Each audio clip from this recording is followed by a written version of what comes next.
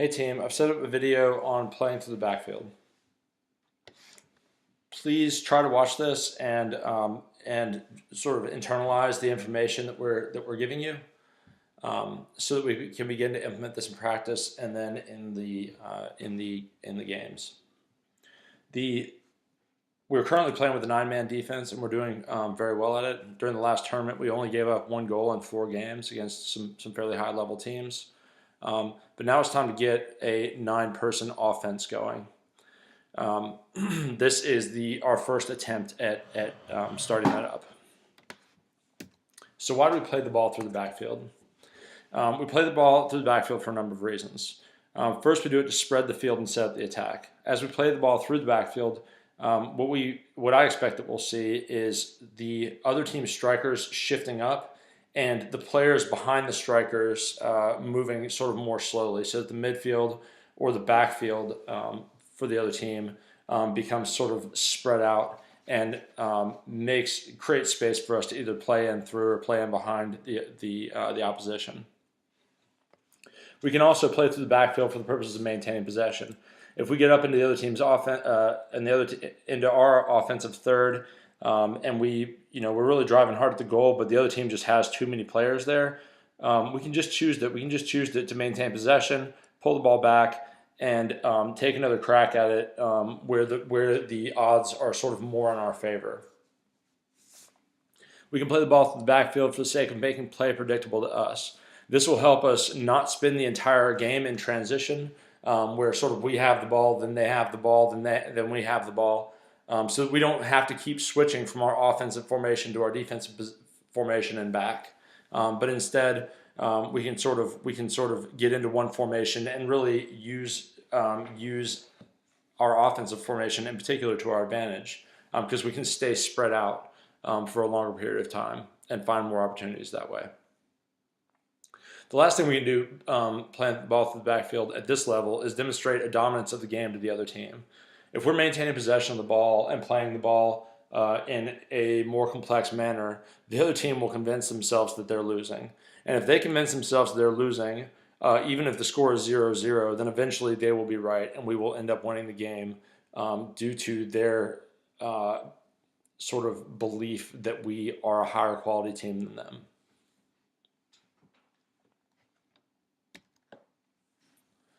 So there's some key points that we need to remember when we're conducting play in this way. We want to play simple passes in the direction we're facing. That means we are not going to turn unless we are absolutely forced to, or unless one of our players or the coaches says that you have space to turn and asks you to. Each of us are going to know our passing priorities for each of the individual positions, so that we know how to choose a good pass quickly. We're going to choose to pass to the person with the most open space. We're going to move off the ball to maximize space and support the pass. And this is important. We have to make space for ourselves before we receive the ball, so that when we have the ball, we can make smart decisions and not be under pressure. We're going to receive the ball and look for the next pass immediately, so that we can do sort of smart things with the ball instead of waiting until we're pressured to get rid of it like a hot potato. And the last thing we're going to do is we're going to look at the field as often as we look at the ball, so we're not surprised by the shape of the field when we get the ball, and so that we are doing things like moving off the ball to support the pass. Some fundamentals. So the first thing we're going to do is we're going to go ahead and restrict the way that we play the ball backwards. All right. For right now, and because of the level of technical skill on our team, we're going to go ahead and say that we will not play the ball backwards in this red box here. So that means inside the penalty box, we're not going to play the ball back, and right above the penalty box in the area of the D, we're not going to play the ball back there either. As you look at the slideshow, our team will be in blue. So this is us here. The opposition will be in red. Either team's goalkeeper will be marked in yellow, and the ball will be marked as a star. You can see, looking at the field as it currently is, we're on offense. We are in our normal 3-3-2 offensive formation, with this being our defensive three. Our midfield are here, here, and here, and our strikers are here and here. You can see that we're shifted strong side right. The ball's on the right side, so our whole team is shifted to that side. That's what we'll be calling the strong side. You see that our right back is bumped in to support the backward pass for the right wing, and that the center and left back are shifted to the right to stabilize the field in the event of a transition, as well as to support for passing options. So the next thing we're going to talk about are passing priorities. Now, these passing priorities assume that we're shifting the ball from the right-hand side of the field to the left-hand side of the field, beginning with this drop pass. All right. So in the event that this ball has been dropped back to the outside back, her passing priorities are going to be as follows. The first pass she's going to look for is the center back. The second pass she's going to look for is the center midfielder. And then her last pass, and this is her out pass in case she gets in trouble, is to just play it right back in the direction it came from to the midfielder, the right midfielder. Assuming that the center back has received the ball from the right back, as we're switching fields in this way, the center back is going to have the following passing priorities. She's going to want to play across the field to the open side of the field to the other outside back first, assuming this passing lane is open. If she can't play that pass, dependent on the behavior of this player and this player, the strikers for the other team, she's either going to choose to play the ball up and in to the center midfielder, or down to our goalkeeper. And last, if she gets in trouble and she can't play in any of these three passes, she'll just choose to play the ball right back in the direction that it came from, to our wing back. Shifting the fields in this way, we're going to go ahead and look at the left outside back's passing priorities. Her first look is going to be up into this space here to the midfielder. If that's not on, she's going to play into the center midfielder. If both of those passes are shut down, she's going to choose to play back in the direction the ball came from to the center back. And last but not least, if none of those passes work out, then she'll be playing back to the keeper here, assuming that there is space and time for the keeper to play the ball when she receives it.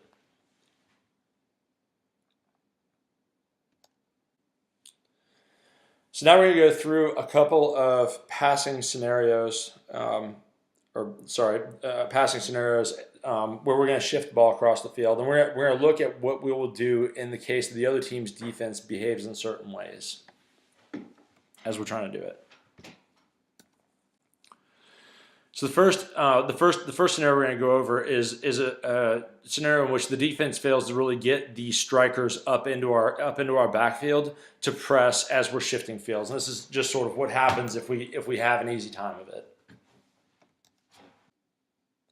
So here the midfielder is up and in, and she's trying to get a cross off, but she's just marked, and the play is not going to work out. So she makes a smart decision and decides that we should just maintain possession of the ball. And when she does that, she plays the ball back to the outside back. Notice the outside back is higher on the field, showing the pass so that the midfielder has a drop pass to play in the first place. When that drop pass is played, the striker is going to go ahead and check in to the ball so that we can potentially get back into our offense quickly. At the same time, our center back is going to drop off fast.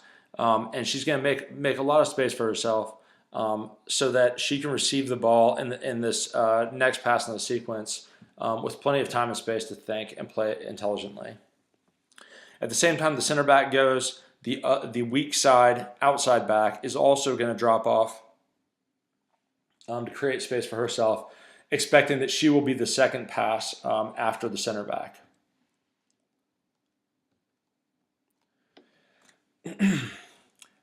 The ball is played into the center back. As the center back receives the ball, the center midfielder is stepping to show a pass inside, and the outside back on the weak side is really trying to make space for herself and get wide. She's going to get as wide as she can while still showing a pass to the center back, so that she has an easy time of it playing the ball back up line to this outside midfielder.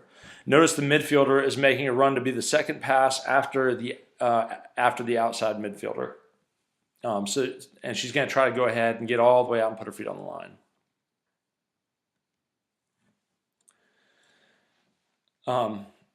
The center midfielder is going to go ahead and choose to play the outside back because the space is available. And as she does so, you'll notice that a couple of runs take place. The now weak side outside defender is going to go ahead and bump down and in to start to rotate, so that we can maintain a defensive presence as we're shifting to the other side of the field. The center midfielder is going to transition from showing her pass to the center back to showing a pass to the outside back, and the left midfielder is going to go ahead and continue her run onto the line so that she can show the pass to the outside. The outside back, now in possession of the ball, is going to go ahead and play that ball up to the outside midfielder, who should have plenty of time and space on the ball. As that ball is played, the strong side outside back, the center back, and the weak side outside back are all going to rotate their positions so we can get back into a situation much like we started in, with the strong side back bumped and the center midfielder and weak side back up and in to support in case of a defensive transition. And this is where we end up. You can see this left midfielder. We expect her to have a lot of space and time on the ball to do something smart for our offense.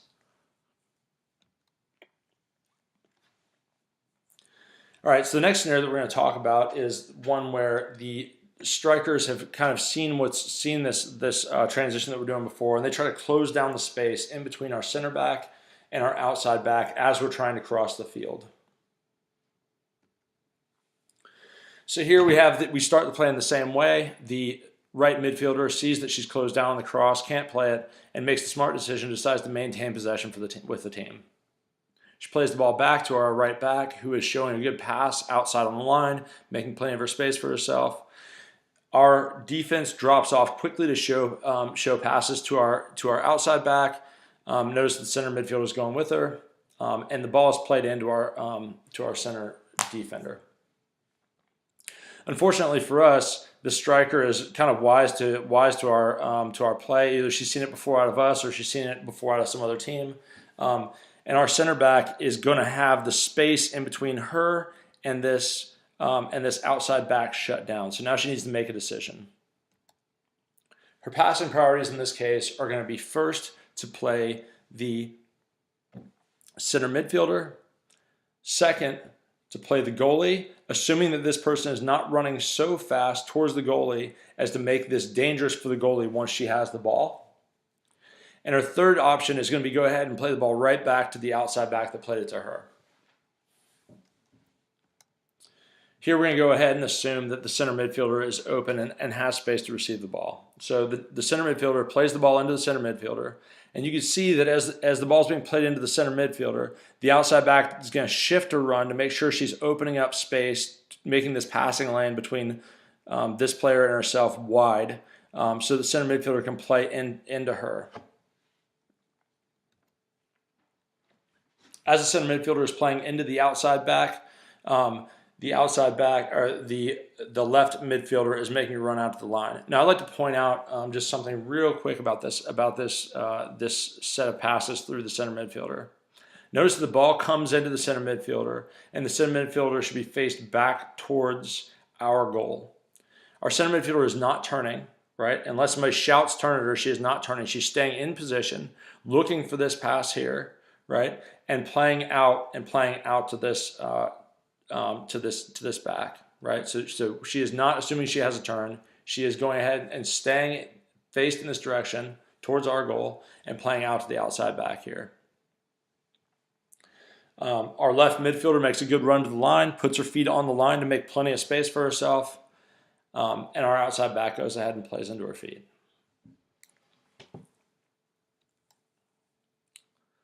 Okay, well, It may be the case that when those strikers get into our defense, that they shut down both the outside back pass across the field as well as the center midfielder pass. Maybe both of those plays are dangerous.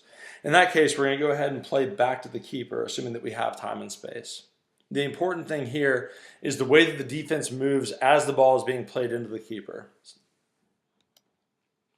So again, our midfielder is shut down with the ball and decides to maintain possession, plays the ball back through our right back. The right back plays back to the center back, who has made a good has dropped off well to create space for herself and get time on the ball. Unfortunately, as she does that, we have the other team's offense moving into position to make the passes through the midfield dangerous for us.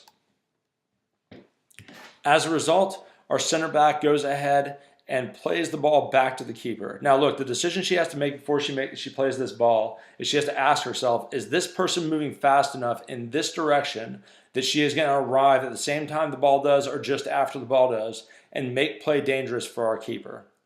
The second thing I'll say is this. When she plays this ball, she needs to play it back well. It needs to be played on the ground. It needs to be played crisply, but it needs to be played soft enough that that our keeper can play it with her feet. It needs to be played soft enough so that people can play it with their feet without the ball popping up in the air or causing her some other sort of difficulty as she's trying to receive it. It needs to be a well-played ball.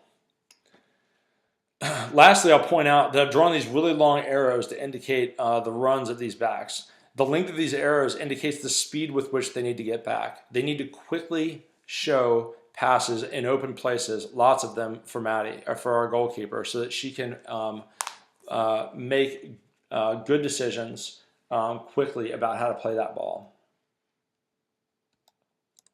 Our goalkeeper is not going to hold on to the ball very long. She's going to go ahead and play the ball when she gets it, preferably still shifting the field across to the other outside back.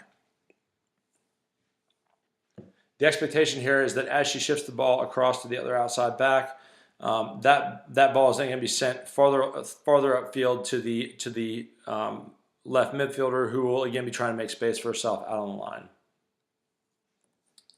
Okay, so we're going to go ahead and summarize what we've gone over so far and talk about how we're going to go ahead, how we are going to be successful at playing individually in these sequences. First thing we're going to do is we're going to know the sequences. We're going to know how we expect them to progress. We're going to know what each person's passing priorities are in that sequence. And we're going to know where we're supposed to be running to in order to support those passing priorities. The next thing we're going to do is we're going to stay calm. The best way for us to do poorly at this is for us to play nervous. So we're going to go ahead and keep calm, cool, collected mentality as we're playing through these sequences. The next thing we're going to do is we're going to know what the field looks like at all times, and we're going to know how it's changing so that we can react appropriately to those changes. Individually, we will always know our out passes. So we will know if we get in trouble, what we can do with the ball in order to avoid getting into a messy defensive situation. This will help us stay calm on the ball and do smart things, I believe. We're going to choose to pass to the most open player that we have. We're going to go ahead and we're stop and pass rather than dribble with our head down when we get the ball. And the last thing we're going to do is we're going to go ahead and pass backward rather than turning into traffic. All right, so we're not going to turn. We are going to play in the direction we're facing, and we're going to play into the players that are open and have time. Thanks for watching this video, and I'll see you guys at practice.